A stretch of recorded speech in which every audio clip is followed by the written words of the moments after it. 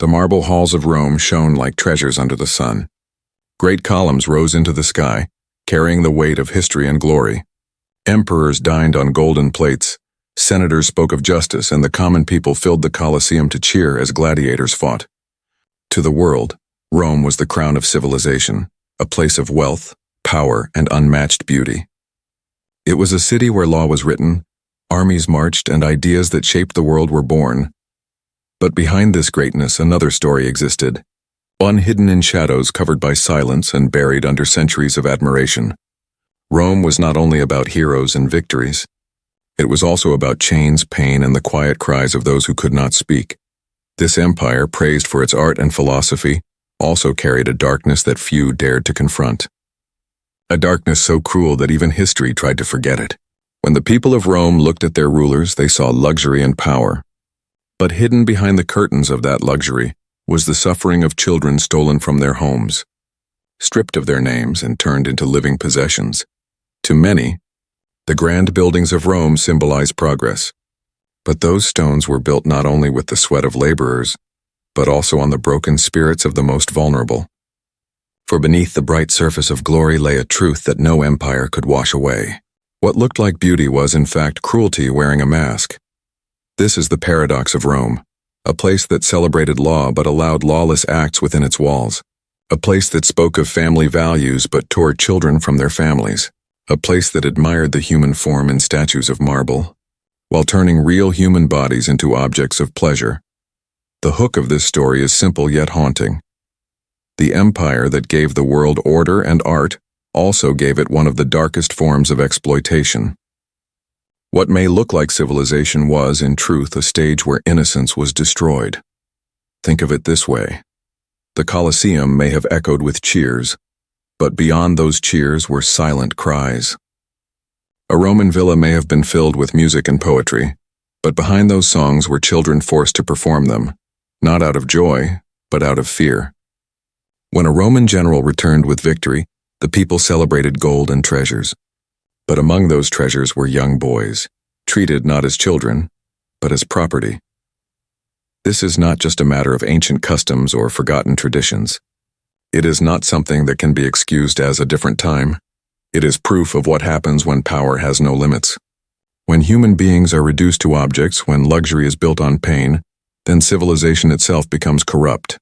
And here lies the stake. If we forget this story, we risk repeating it. History shows us that cruelty often hides behind beauty, that the most celebrated societies can normalize the most terrible acts. If Rome, with all its wisdom and glory, could fall into such darkness, then what does that mean for us today? The truth is uncomfortable, and it should be. Because remembering the forgotten is the only way to stop history from repeating itself. The boys whose names were taken, whose lives were erased, deserve to be remembered. Their suffering is not just a story of the past, it is a warning for the future. So let us begin.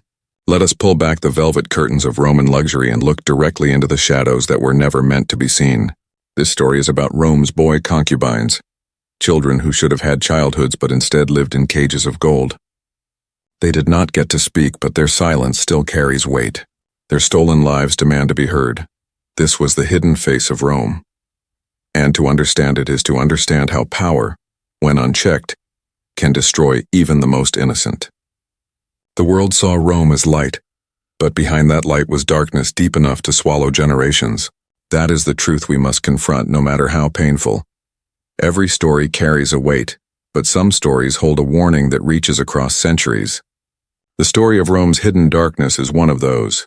The stakes are not only about the past, but about the choices people make in the present.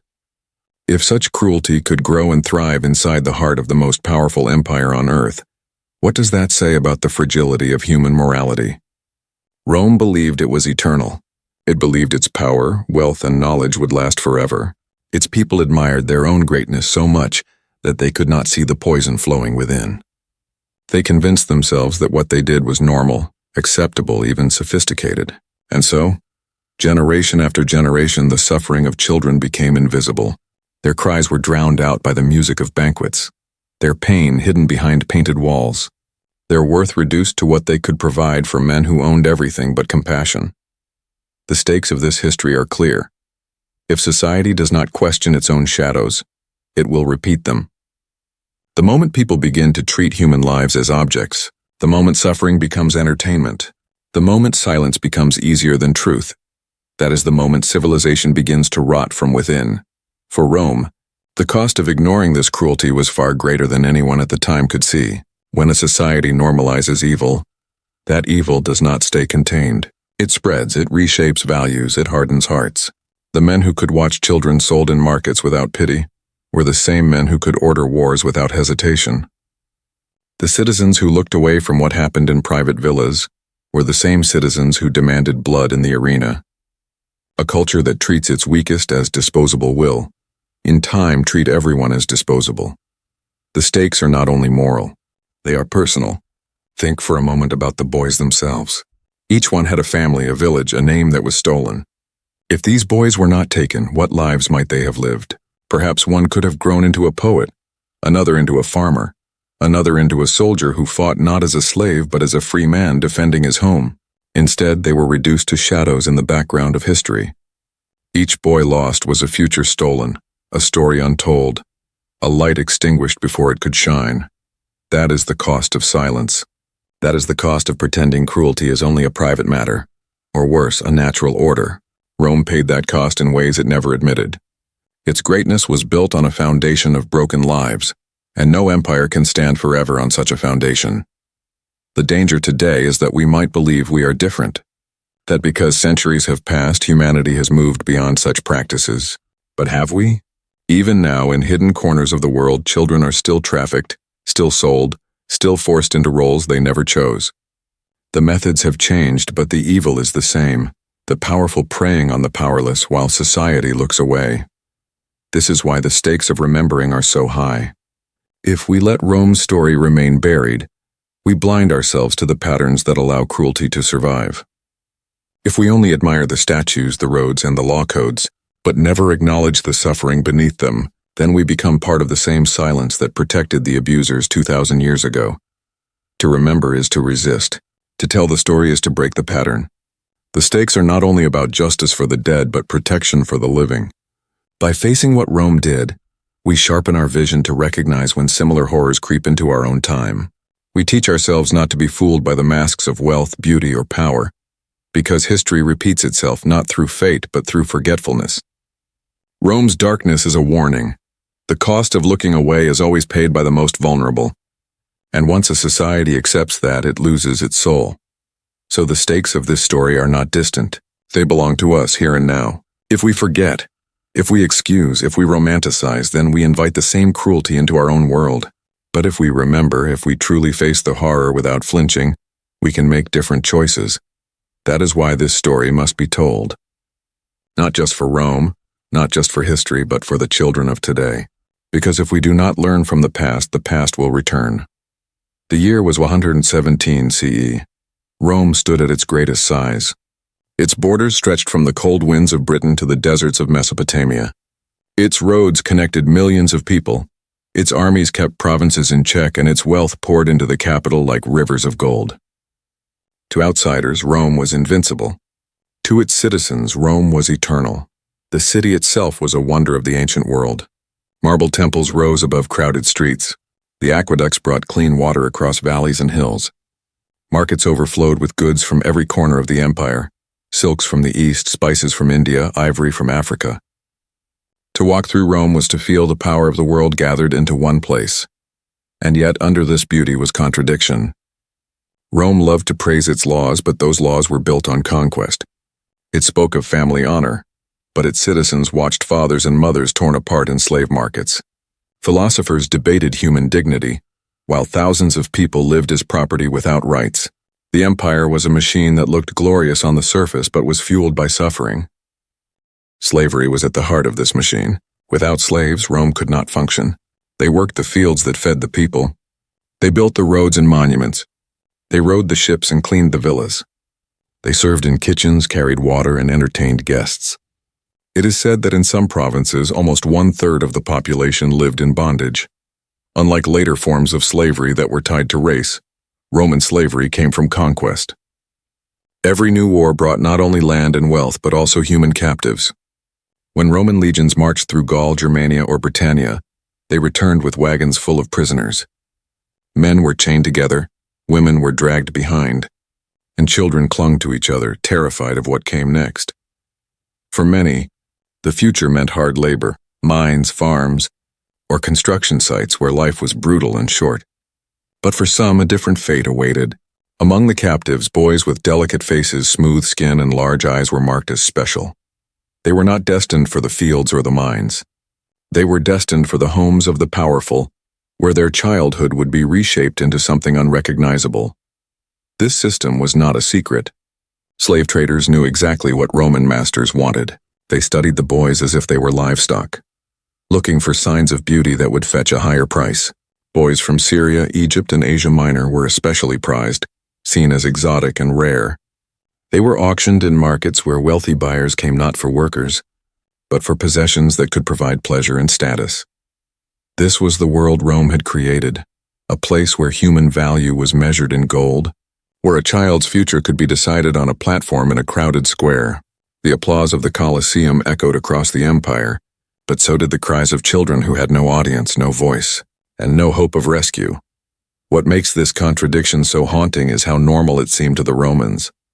To them, it was simply part of life.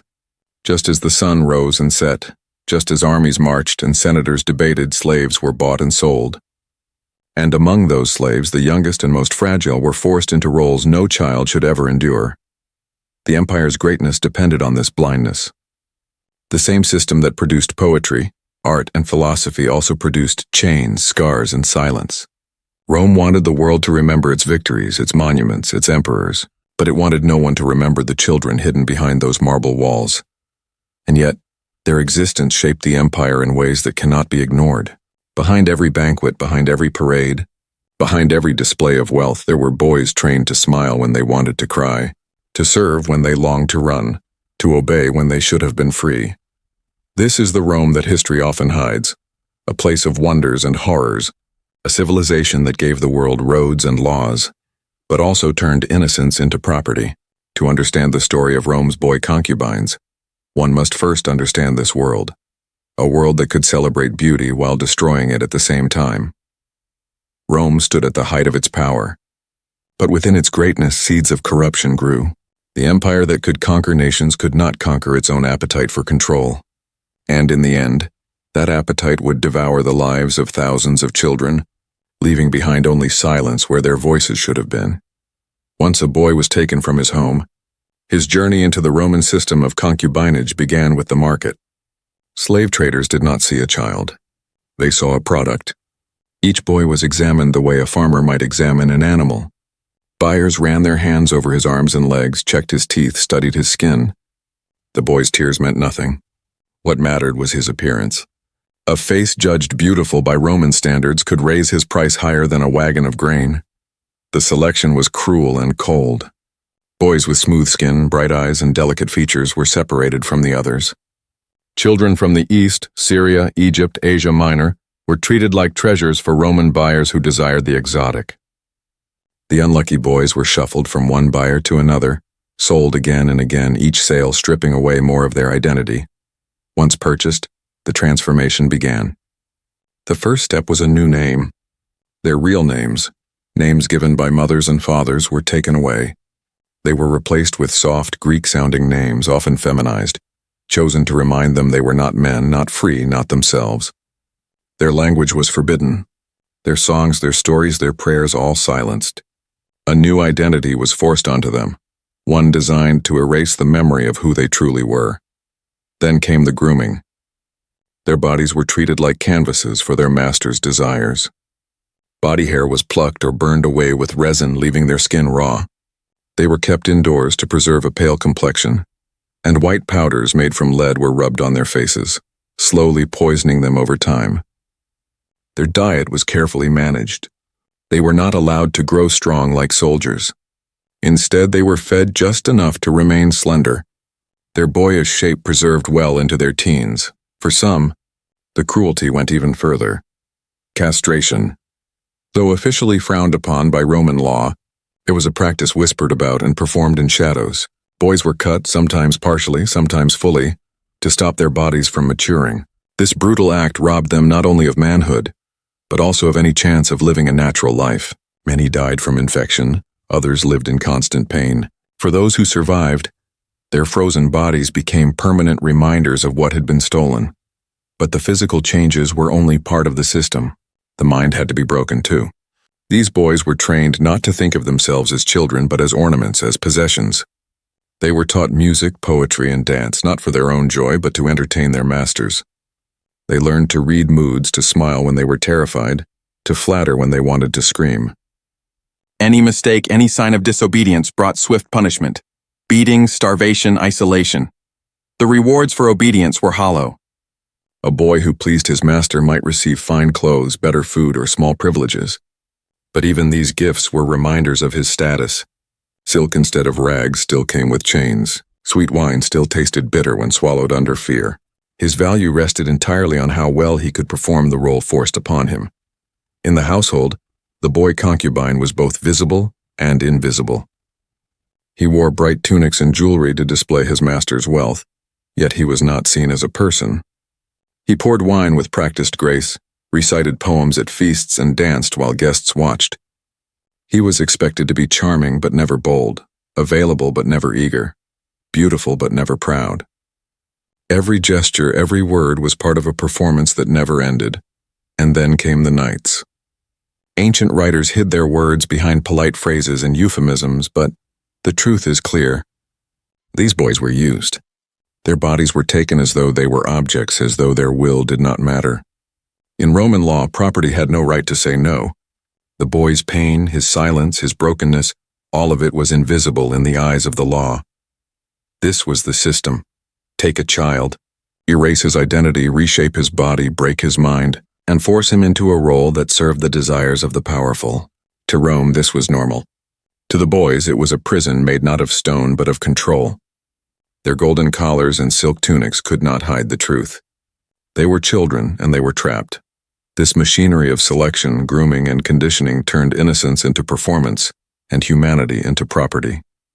And once a boy entered it, there was rarely a way out. Among the countless nameless boys who were taken into Roman households, one name survived across the centuries: Antinous. His face appears on statues carved in marble with delicate features and calm eyes. His name is written on coins, temples, and monuments scattered across the empire. To later historians, his story became a tale of beauty and love. But when the curtain is pulled back, his life tells a different truth. Antinous was a boy from Bithynia, a province in what is now Turkey. His early life is mostly unknown. What is certain is that he was noticed for his extraordinary beauty while still very young. Around the age of 13, he was taken into the household of Emperor Hadrian, the most powerful man in the known world. For the next 7 years, he would never leave the emperor's side. To Rome, this was celebrated as a romance. Hadrian, the wise ruler, and Antinous, his beloved companion. They traveled together across the empire. They appeared at feasts, in hunting parties, in religious ceremonies. The emperor gave the boy fine clothes, rare jewels, and a place at his table. But behind the gifts was a truth that cannot be ignored. Antinous was a child when this began, and Hadrian was the ruler of the world. Could he refuse? Could he choose? The answer is clear. No one said no to an emperor. A boy in his position had no freedom, no voice. To resist would mean punishment or death. To accept meant survival, but at the cost of his innocence. What history paints as devotion was, in reality, a relationship built on power and silence. For Hadrian, Antinous was more than a companion. He was a possession, a reflection of wealth and control. For Antinous, life became a performance. He was trained to be graceful, to please the emperor, to hide his own fears. And while others saw him dressed in silks and honored by the ruler, inside he was still a boy stolen from his own path, forced to play a role he never chose. The end of his life came suddenly and mysteriously. In 130 CE, during a journey along the Nile in Egypt, Antinous drowned. He was only 19 or 20. How he died remains unknown. Some say it was an accident, that he fell into the river. Others whisper of sacrifice, that he gave his life willingly to extend the emperor's years. Still others believe despair drove him to end his own suffering. Hadrian's grief was dramatic. He ordered statues of Antinous to be raised across the empire. He built a city in his name, Antinopolis. He declared the boy a god, worshipped with temples and festivals. Coins were struck with his face. Poets wrote verses about his beauty and artists carved his likeness again and again. Never before had a slave boy received such honor. But what is missing from all these monuments is the boy's own voice. We have Hadrian's grief, carved in stone, but we do not have Antinous' words.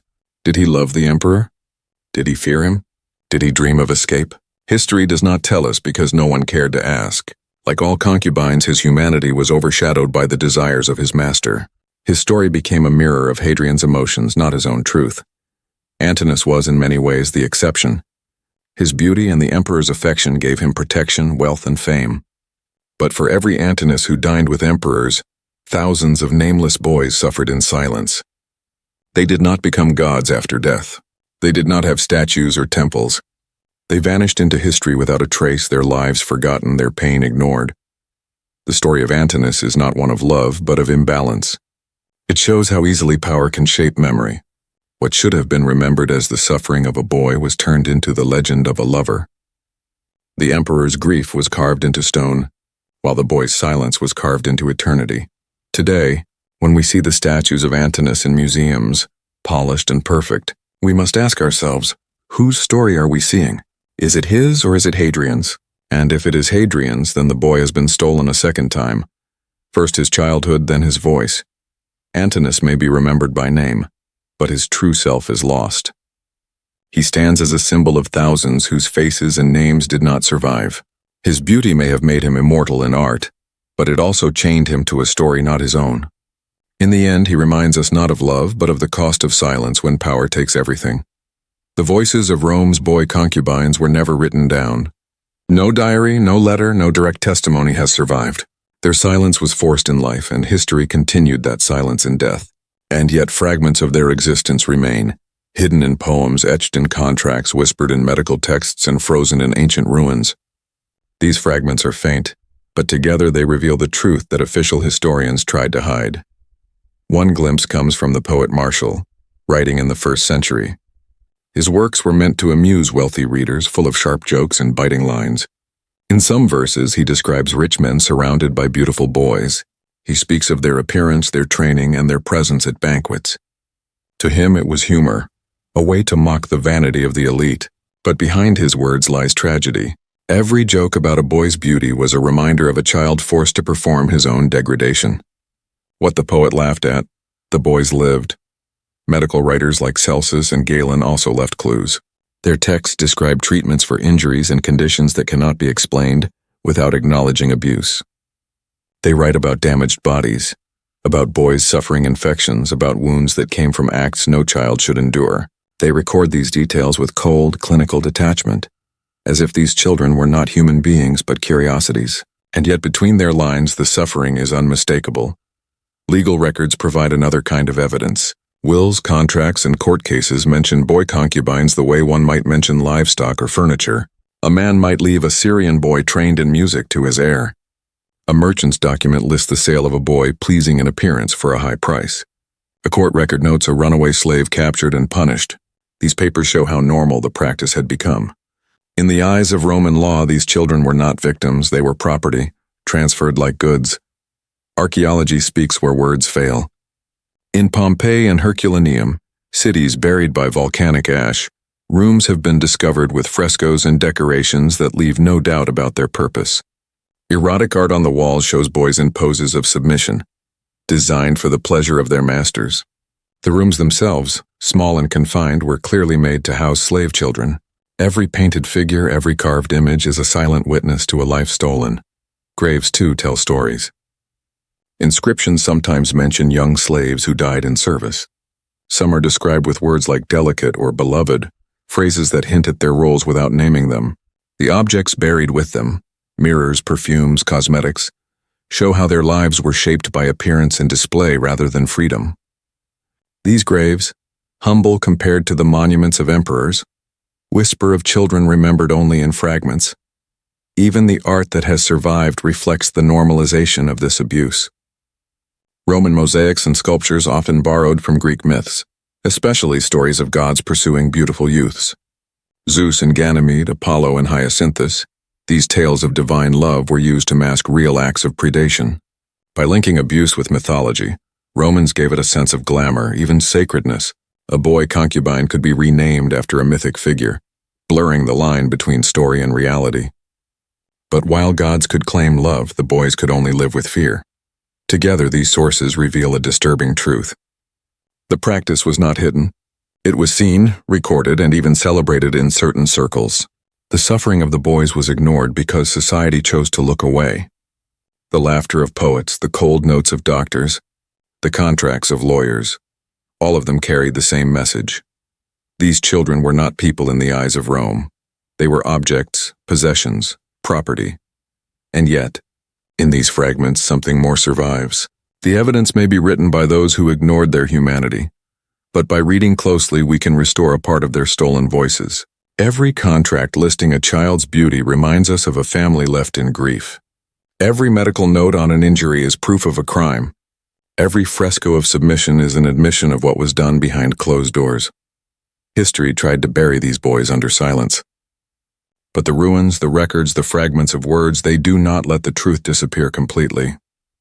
If we listen, if we read carefully, the silence begins to speak. And what it tells us is clear. The boys were real, their suffering was real, and their story must not be forgot. Perhaps the most disturbing part of Rome's concubine system was not only the cruelty itself, but how ordinary it became.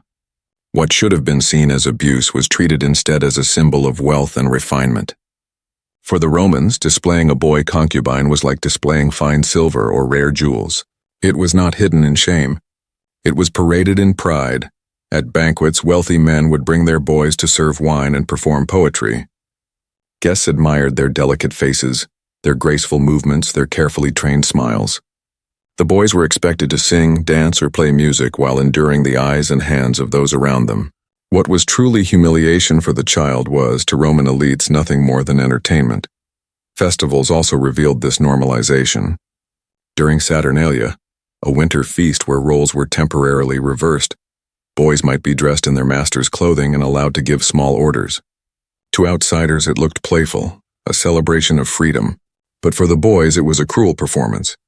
For one day they could pretend, but when the festival ended, the chains remained. The illusion of equality only made their normal suffering sharper. Poets and artists helped feed this culture. They compared the boys to flowers, gems, or even gods. A boy's beauty was praised in verses as if he were an ornament rather than a person. In paintings and mosaics, they were shown reclining, smiling, and waiting, their bodies frozen in poses of availability. These images were displayed in villas, not in secret corners, but in public rooms where guests gathered. Abuse was turned into art, and art was used to disguise abuse. Mythology gave the system a mask of respectability. Romans often linked their concubines to Greek stories of divine lovers.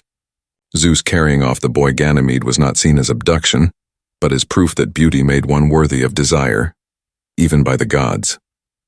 Masters named their boys after these figures, blurring the line between myth and reality.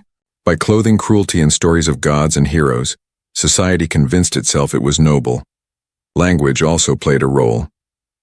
These children were rarely called what they were, slaves, victims, or captives. Instead, they were called deliciae, meaning delights, or pueri, meaning boys, as if their identity ended there. Words softened the reality. A name that sounded sweet could hide the bitterness of truth. By changing the language, Romans changed how people thought, and cruelty was made acceptable. Even moral voices of the time often missed the point. Some philosophers, like Seneca, spoke against indulgence with boys, but their concern was not for the children. They worried instead that such indulgence made men weak or distracted them from civic duties. Others worried that freeborn Roman youth might copy the style of concubines, wearing cosmetics or acting too soft. The focus was on protecting Roman masculinity, not protecting the children themselves. Their suffering was invisible even when discussed. What is striking is how public the practice was. A senator could walk into a feast with a boy at his side, and no one would protest. Merchants, officers, and landowners alike purchased concubines as status symbols. To own a boy of great beauty was to declare one's wealth. To refuse or to question it was to appear strange, even unfashionable. In this way, silence became complicity, and complicity became culture. The system fed on itself. The more normalized it became, the more demand grew. The more demand grew, the more wars and raids were seen as opportunities to capture children. Conquest did not just bring land, it brought human spoils. Armies knew that beautiful captives would fetch high prices, and some commanders targeted regions known for such prizes. In this way, exploitation was not just tolerated, but encouraged, woven directly into the fabric of empire. This is the horror of normalization. When evil is dressed in luxury, when cruelty is masked as culture, when abuse is praised as beauty. Rome's boy concubines lived in cages of gold, but they were still cages, and the society around them applauded rather than intervened. The world remembers Rome for its roads, laws, and monuments, but behind every triumphal arch and marble statue stood the silenced figures of children forced to serve the desires of their masters. Rome built not only with stone and steel, but with broken innocence. And because society chose to look away, it became tradition. For the boys taken into this system, survival came at a heavy price. Their days were filled with grooming, performance, and submission. But time could not be stopped. Beauty faded, bodies changed, and the empire that prized youth had little patience for age. The question every concubine faced was simple. What would happen when he was no longer wanted? For many, the answer was cruel. By the late teens or early 20s, a boy's features shifted. The roundness of youth gave way to the strength of manhood. For masters who desired a childlike appearance, the boy was no longer useful. Some were sold again, this time to brothels, where they faced new layers of humiliation. There, strangers replaced masters, and their value was measured by the coin tossed on a table. What began as forced intimacy in private villas ended as public degradation in crowded streets. Others were kept in the household, their status reduced. They became servants who cleaned, carried, or managed small tasks. But these roles were shadows of their former position. Once displayed as ornaments, they were now reminders of what had been lost. Many masters treated them with indifference, as if the years of forced closeness had meant nothing once beauty was gone. To live in the same house, stripped of favor, was to be haunted by memories of a gilded cage that had rusted into chains. A few were freed. Manumission, the act of granting freedom, sometimes came from a guilty conscience or from genuine affection. Masters wrote these acts into wills, releasing favored concubines after their own death. Freedom, however, was not a true escape. These young men carried scars that freedom could not erase. Society viewed them with suspicion. They were marked by their past, whispered about, avoided. Their education had been designed not to give them skills for life, but to serve pleasure. What could a boy trained only to sing at feasts or pour wine with elegance do in the harsh streets of Rome? Some found work as entertainers, others as attendants to new masters, repeating the cycle in different forms. Many struggled in poverty, carrying memories they could never share, for to speak of them was to invite shame or ridicule. Their silence followed them into adulthood, as heavy as the silence forced upon them in childhood. The trauma was not only social, it lived in their bodies and minds. Ancient medical texts describe injuries that lingered long after youth. Infections, scars, and the consequences of castration left many in constant pain. Others bore invisible wounds. Modern understanding would call it trauma, memories of fear, submission, and violation returning again and again. But in their time, these men had no words for such suffering. Their brokenness was seen as weakness, their despair as flaw, their attempts at escape or self-harm as failure. There were also those who simply vanished. Some were abandoned during times of crisis when households could no longer afford slaves. Others disappeared during wars, famine, or disease. Their names were not recorded, their deaths not mourned. They slipped out of history as quietly as they had lived in it, their existence remembered only in fragments of records or faint traces in graves. And yet, even in this darkness, there were rare moments of resilience.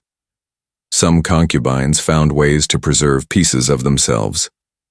A poem memorized in secret, a song sung quietly, a friendship formed with another slave. These small acts were forms of survival. They were sparks of humanity in a system designed to erase it. The fate of these boys shows the full cruelty of Rome's system. Childhood was stolen, youth was consumed, and even adulthood was shaped by the shadows of the past. Whether sold, freed, or discarded, they carried marks that no law or gift could erase. They were not allowed to grow naturally, to discover themselves, to build futures. Their lives were shaped by others, and when usefulness ended, they were left to face a world that had no place for them. The empire remembered its emperors, its generals, its victories, but it forgot these boys, deliberately and completely. Only in fragments, contracts, poems, ruins do we glimpse them again. Their fates remind us of the cost of silence, of what happens when a society sees children as property rather than people. Rome crumbled long ago, but the lives of these boys did not vanish into nothing. Their pain left an echo that still reaches us. Every broken fate is a reminder of what unchecked power does, and every forgotten grave warns of the dangers of forgetting.